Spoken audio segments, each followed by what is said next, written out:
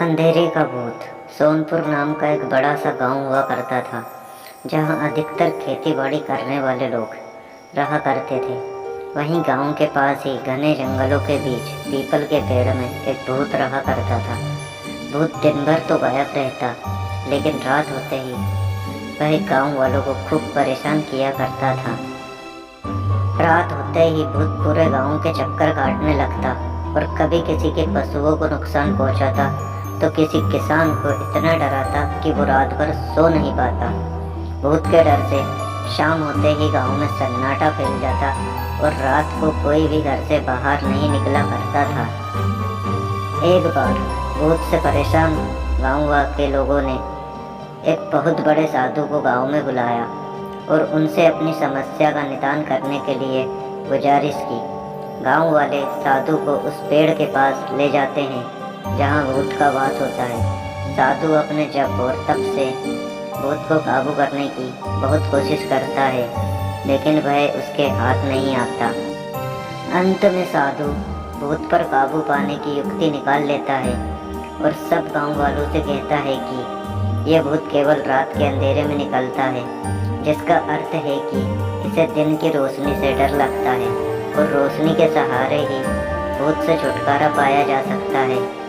साधु की बात सुनकर सभी गांव वाले मिलकर एक योजना बनाते हैं। रात को जब भूत पेड़ से निकलकर गांव में प्रवेश करता है तो किसान हाथों में मशाल लिए चारों ओर उजाला कर देते हैं। रोशनी को देखकर भूत डर जाता है और वापस पेड़ की ओर भाग जाता है। वहीं गांव वाले भी उसके पीछे पीछे पेड़ के पास पहुंच जाते हैं। रोशनी में साधु भूत को पेड़ से बांध देता है और फिर गांव वाले भूत को उस पेड़ के साथ ही जला देते हैं। इस तरह से गांव वालों को भूत की समस्या से निजात मिल जाता है। कहानी से सीख, समस्या चाहे कैसे भी हो, अगर बुद्धि का प्रयोग किया जाए तो उससे निजात पाया जा सकता है।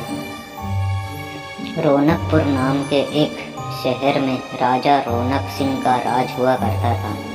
वो हमेशा अपनी प्रजा के हित में काम किया करते थे। वहाँ की प्रजा बहुत खुश रहा करती थी। एक दिन गिद्ध आकाश में भूतिया पेड़ के बीज लेकर उड़ रहा था। जैसे ही गिद्ध रौनकपुर पहुँचा तो उसके मुंह से एकदम बीज रौनकपुर के बीचों बीच गिर गया। बीज भूतिया था, इसलिए अगले ही दिन वो पौधा बन गया।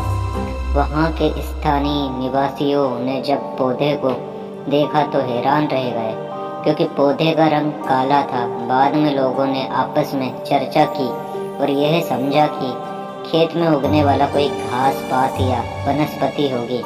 दूसरे दिन वो पौधा काफ़ी बड़ा हो गया। लोगों को और ज़्यादा दुविधा हुई कि एक ही दिन में ये पौधा इतना बड़ा कैसे हो गया।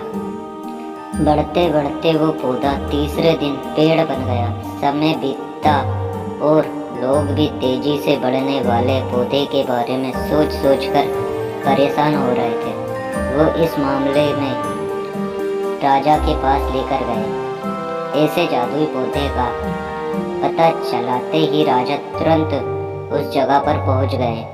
राजा को जैसे ही पता चला कि एक काले रंग का पौधा 3 दिन में पेड़ बन गया, तो वो भी उस पेड़ को हैरानी से देखने लगे।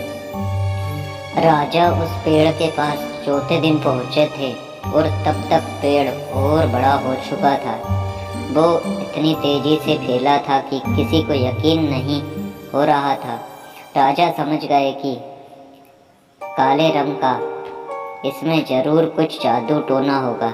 इसी सोच के साथ राजा ने घोषणा कर दी कि जो भी इस पेड़ को खत्म करेगा उसे वो इनाम के तौर पर 1000 सोने के सिक्के देंगे। यही नहीं, राजा ने यहाँ तक कहा कि पेड़ को खत्म करने वाला व्यक्ति मेरे मृत्यु के बाद मेरी राजगद्दी पाने का हकदार भी बनेगा। इतनी बड़ी घोषणा सुनने के बाद हर कोई पेड़ को खत्म करने के लिए अपना दिमाग लगाने लगा। राजा के सारे चतुर मंत्रियों ने भी तरकीब लगाई, लेकिन पेड़ को कोई भी नष्ट नहीं कर पाया। किसी ने पेड़ के आसपास आग लगवाई तो एक मंत्री ने उस भूतिया पेड़ को हाथियों तक से खिंचवाया, लेकिन पेड़ को कुछ भी नहीं हुआ। अब लोगों के मन में डर बैठ गया और उन्हें लगा कि पक्का ये ऐसा वैसा नहीं बल्कि भूतिया पेड़ है। तभी उस गांव के एक समझदार व्यक्ति को राजा की घोषणा का पता लगा। जानकारी मिलते ही वह अपने गुरु के पास भूतिया पेड़ से जुड़े रहस्य को जानने के लिए पहुंच गया। गुरुजी ने अपने ध्यान की शक्ति को एकत्रित करके देखा और उससे पूछा, क्या तुम पेड़ को खत्म करना चाहते हो? समझदार व्यक्ति ने जवाब दिया, हाँ गुरुजी, सब उससे परेशान है।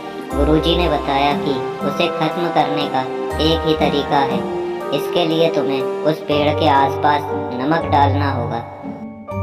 इस तरकीब के बारे में जानते ही वो व्यक्ति तेजी से राजा के पास गया और कहा कि इस पेड़ के आसपास आपको नमक डलवाना होगा। ऐसा करने पर ही यह पेड़ खत्म होगा।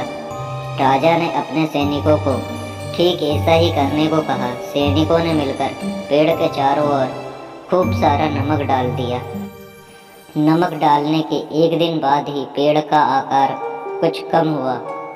होते होते 5वें दिन तक पेड़ एकदम छोटा हो गया। उसके बाद गलकर वो गायब ही हो गया। उस व्यक्ति की तरकीब काम कर गई और राजा ने खुश होकर उसे इनाम की 1000 सोने की मोहर पहले दी। उसके बाद एक पत्र दिया जिसमें लिखा था कि वो राजा के मरने के बाद उनकी गद्दी को संभालेगा। वो समझदार व्यक्ति खुश होकर अपने घर चला गया। कहानी से सीख, ऐसी कोई मुसीबत नहीं होती जिसका समाधान न किया जा सके। जरूरत है तो बस धैर्य और समझदारी की।